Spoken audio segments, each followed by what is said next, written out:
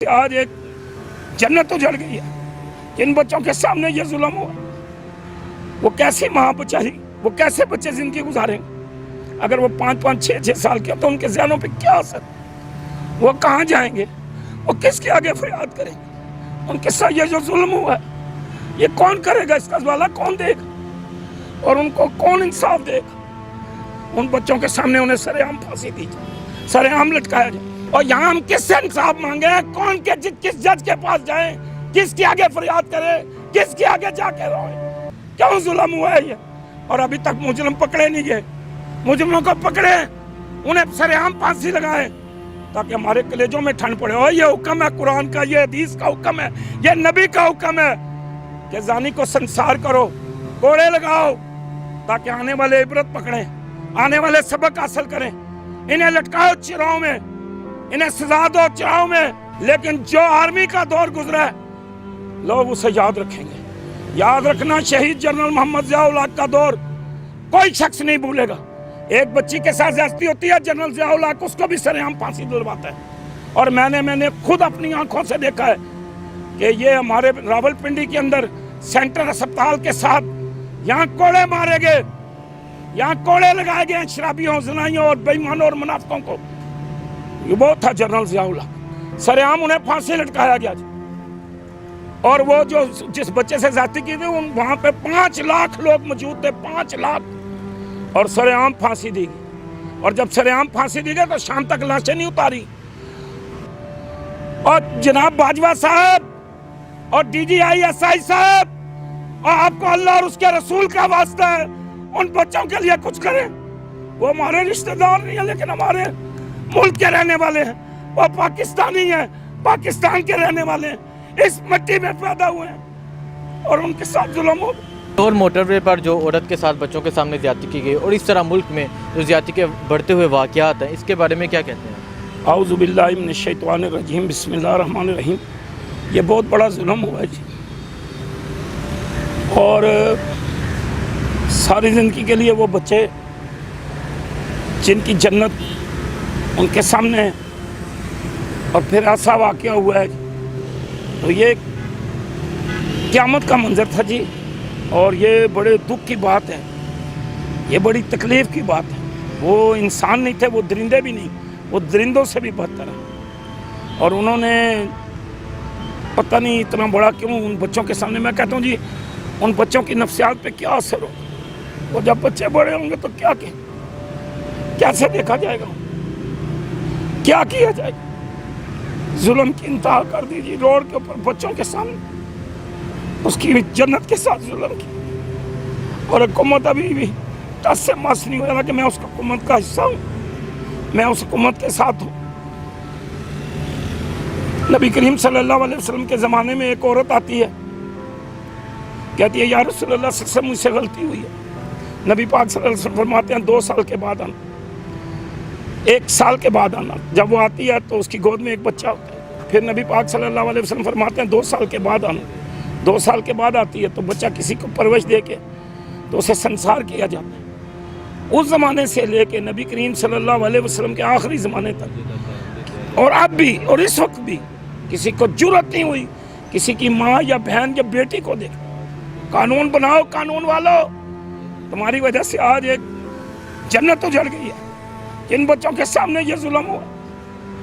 وہ کیسی ماں بچاری، وہ کیسے بچے زندگی گزاریں گے؟ اگر وہ 5-5 6-6 سال کے تو ان کے ذہنوں پہ کیا اثر؟ وہ کہاں جائیں گے؟ وہ کس کے آگے فریاد کریں گے؟ ان کے ساتھ یہ جو ظلم ہوا ہے یہ کون کرے گا؟ اس کا والا کون دے گا؟ اور ان کو کون انصاف دے گا؟ انصاف کے منصف کہاں ہیں؟ ہم تو کشمیر کی بات کرتے ہیں، ہم تو فلسطین کی بات کرتے ہیں، ہم تو حضور پاک کے عاشق بنے ہوئے، لیکن ظلم کی انتہا کر دی گئی ہے. اس لیے میں اپنی حکومت سے کہوں گا کہ شہید جنرل محمد ضیاء الحق، جس کو میں اپنا روحانی پیر و مرشد مانتا ہوں، کہ جنرل ضیاء الحق کے دور میں لاہور میں ایک واقعہ پیش ہوتا ہے، اور ہمارے ایک ان کے ساتھ جنرل اور ہیں جنرل فیض چشتی صاحب، وہ صبح اپنے GHQ میں آتے ہیں اور اخبار دیکھتے ہیں. تو اخبار کے اندر وہ پڑھتے ہیں، تو جب وہ واقعہ پڑھتے ہیں تو انہوں نے شہید جنرل محمد ضیاء الحق صدر Pakistan chief of army staff کو فون کرتے ہیں کہ آپ نے آج کی اخبار دیکھی ہے؟ انہوں نے کہا نہیں ابھی نہیں دیکھی. تو وہ اپنی گاڑی لے کے نکلتے ہیں اور جا کے آرمی چیف شہید جنرل محمد ضیاء الحق میرے پیر و مرشد میرے روحانی باپ ہیں جی، وہ ہمیں جمہوریت نہیں چاہیے. ہم اس جمہوریت کو کیا کریں گے جس جمہوریت میں انصاف نہ ملے؟ اور ابھی کتنی دیر گزر گئی ہے جی، کتنا ٹائم گزر گیا کہ مجرم ابھی تک نہیں پکڑے. ان بچوں کے سامنے انہیں سر عام پھانسی دی جائے، سر عام لٹکایا جائے. تو جنرل فیاض صاحب نے جنرل ضیاء الحق کو دکھایا اور جنرل ضیاء الحق نے لاہور جو اس وقت کے ایڈمنسٹریٹر بلدیہ وہ تھے مارشل ایڈمنسٹریٹر، ابھی مارشل لا کو بہت وہ ٹائم نہیں ہوا تھا، تو انہوں نے فون کیا. انہوں نے کہا مجھے وہ جنرل اقبال صاحب تھے وہاں پہ، وہ جو وہاں کے انچارج تھے وہ اقبال صاحب تھے. انہوں نے جناب ساری تحقیق کر کے تفتیش کر کے سارا مواد کٹا کر کے سر عام انہیں پھانسی لٹکایا گیا. اور وہ جو جس بچے سے زیادتی کی تھی وہاں پہ 5 لاکھ لوگ موجود تھے، 5 لاکھ، اور سر عام پھانسی دی گئی. اور جب سر عام پھانسی دی گئی تو شام تک لاشیں نہیں اتاری. اور یہاں ہم کس سے انصاف مانگے؟ کون کے کس جج کے پاس جائیں؟ کس کے آگے فریاد کرے؟ کس کے آگے جا کے روئے؟ کیوں ظلم ہوا ہے یہ؟ اور ابھی تک مجرم پکڑے نہیں گئے. مجرموں کو پکڑے، انہیں سر عام پھانسی لگائے تاکہ ہمارے کلیجوں میں ٹھنڈ پڑے. اور یہ حکم ہے قرآن کا، یہ حدیث کا حکم ہے، یہ نبی کا حکم ہے کہ زانی کو سنسار کرو، کوڑے لگاؤ تاکہ آنے والے عبرت پکڑیں، آنے والے سبق حاصل کریں. انہیں لٹکاؤ چراؤں میں، انہیں سزا دو چراؤں میں. دیکھیں ہم جمہوریت کو تو کہتے ہیں جمہوریت کسی امیر کو فائدہ دے، لیکن جو آرمی کا دور گزرا ہے لوگ اسے یاد رکھیں گے. یاد رکھنا شہید جنرل محمد ضیاء الحق کا دور کوئی شخص نہیں بھولے گا. ایک بچی کے ساتھ زیادتی ہوتی ہے، جنرل ضیاء الحق اس کو بھی سر عام پھانسی دلواتا ہے. اور میں نے خود اپنی آنکھوں سے دیکھا ہے کہ یہ ہمارے راولپنڈی کے اندر سینٹرل اسپتال کے ساتھ یہاں کوڑے مارے گئے، یہاں کوڑے لگائے گئے شرابیوں، زنائیوں اور بے ایمانوں اور منافقوں کو. یہ وہ تھا جنرل ضیاء الحق. اور جناب باجوہ صاحب اور DGI صاحب، اور آپ کو اللہ اور اس کے رسول کا واسطہ ہے ان بچوں کے لیے کچھ کریں. وہ ہمارے رشتہ دار نہیں ہیں لیکن ہمارے ملک کے رہنے والے ہیں. وہ پاکستانی ہیں، پاکستان کے رہنے والے ہیں، اس مٹی میں پیدا ہوئے ہیں اور ان کے ساتھ ظلم ہو. اور ابھی تک وہ درندے اور وہ پولیس ان پولیس والوں کو بھی سزا دے جنہوں نے ابھی تک کوئی کارروائی نہیں کی. یہ کس لیے ادارے بنے؟ بہت بڑے اچھے پولیس والے ہیں، بڑے نیک ہیں. یہ حاجی نذیر طالبان یہاں رہ کے گیا، اللہ اس کو جنت نصیب کرے، بہترین پولیس افسر تھا جی. اور یہ اللہ کا واسطہ ہے جلد سے جلد کریں کیونکہ ان بچوں کی زندگی کا سوال ہے. دیکھیں یہ اتنا بڑا وہاں سائیوال میں ثانیہ ہو گیا، بچوں کے سامنے ہوا، وہ بچی رو رہی ہے لیکن کچھ نہیں ہوا. اور وہ پولیس والا، وہ سارجنٹ چوک میں کھڑا ڈپٹی دے رہا ہے اور گاڑی آتی ہے اس کو اٹھا کے مار دیتی ہے اور وہ بھی بری ہو گیا. اور یہ مقدمہ فوری طور پہ فوجی عدالتوں میں چلایا جائے کیونکہ جو فوجی عدالتیں ہیں ہمیں ان عدالتوں پہ بھی دمائی، کیونکہ ان کے خلاف ہم نے بات کی تو انہوں نے صبح بھیج دینا ہے جی کہ جی یہ توہین عدالت کر دیا جی، اور غریب مارا جا رہا ہے ہر طرف سے. اور جی فوجی عدالتوں میں اس کا مقدمہ چلایا جائے. جو موٹر وے پہ ظلم ہوا ہے اس کا فوری طور پہ جس بچی کے ساتھ جہاں ظلم ہوا ہے، جس بچے کے ساتھ بچی کے ساتھ، وہ فوجی عدالتوں میں کیس چلے. اس کا فیصلہ صرف 4 اور 5 دن کے اندر کر کے چوک میں لٹکا دیں. قانون کو بدلا دیں، قانون قرآن والا لے آئیں، لا الہ الا اللہ محمد رسول اللہ والا قانون لے آئیں، شریعت مصطفیٰ والا قانون لے آئیں. قرآن جو کہتا ہے یہ ہمارے پاس، ہمیں اور کسی آئین شائن کی ضرورت نہیں ہے. ہم پاکستان کے آئین کو مانتے ہیں، پاکستان کے آئین کی قدر کرتے ہیں، لیکن ہم قرآن کو ماننے والے ہیں، نبی کی شریعت کو ماننے والے ہیں. بخاری شریف، مسلم شریف، ابن ماجہ شریف، تنزیری شریف، داؤد شریف، مشکات شریف میں جو حکم ہے اس کے مطابق سزائیں دی جائیں، فی الفور یہ عمل کیا جائے. بس میری یہی گزارش ہے، یہی میری عرض ہے. آپ کیا سمجھتے ہیں ایسے واقعات کیوں رونما ہوتے ہیں؟ کبھی 4 سالہ بچی کے ساتھ، کبھی 4 سالہ بچے کے ساتھ، کبھی ماں کے ساتھ ان کے بچوں کے سامنے، اور کبھی گھر میں گھس کر زیادتی ہو جاتی ہے. کیوں ایسے واقعات رونما ہوتے ہیں؟ سر یہ واقعہ تو پہلے بھی ہوتے رہے، یہ پرانے زمانے میں بھی ہوتے رہے. یہ اللہ نے 1,24,000 پیغمبر بھیجے ہیں، حضرت لوط علیہ السلام کی قوم میں زمانے میں بھی ہوتے رہے. لیکن اب یہ جو ہو گیا نا، یہ جو سلسلہ بہت بڑھ گیا ہے.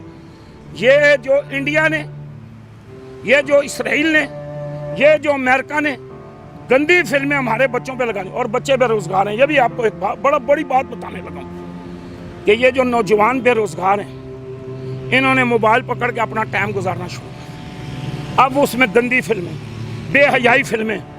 देखें, पहले ज़माने की आप फिल्में देख लें, सबक से बहन की कदर दिखाते थे, भाभी की कदर दिखाते थे, बच्चों की वो ज़िंदगी गुजारने के तरीके बता। आज फिल्में ही बदल गई हैं। हमारी तो अल्लाह का शुक्र है कि फिल्म इंडस्ट्री फेल है, लेकिन वो जो इंडिया की फिल्म इंडस्ट्री चल उसमें क्या दिखा रही है? एक बंदा आता है 200 बंदों को कुचल के चला जाता है, बदमाश बने हुए हैं। वो क्या है? सर उनमें है नहीं है। चाइना ने उनको मार मार के उनका भूसा निकाल दिया, और फिल्मों में वो हीरो बने हुए हैं। वो फिल्मों में दिखाते हैं हम जीत रहे हैं। और हमारी फौज, अल्लाह की मेरा एक सिपाही हमारा होना जी, तो मेरी दादी कहती थी अल्लाह उनको जन्नत नसीब कर दे कि साडा एक फौजी जालियां दे पार है। तो ये इंशाअल्लाह ताला ये जो दिखाते हैं, ये इनकी दिखाने की वजह से हमारे बच्चों के ज़हनी, देखें, नफ्सियात, इनको स्कूलों में पढ़ाएं, किताबों में लाएं, एक तालीमी निज़ाम बनाएं। एक अमीर का बच्चा जनाब इंग्लिश मीडियम में, कार में जनाब, ये AC में बैठा हुआ है, और वो जनाब, और एक बच्चा टाट के स्कूल में।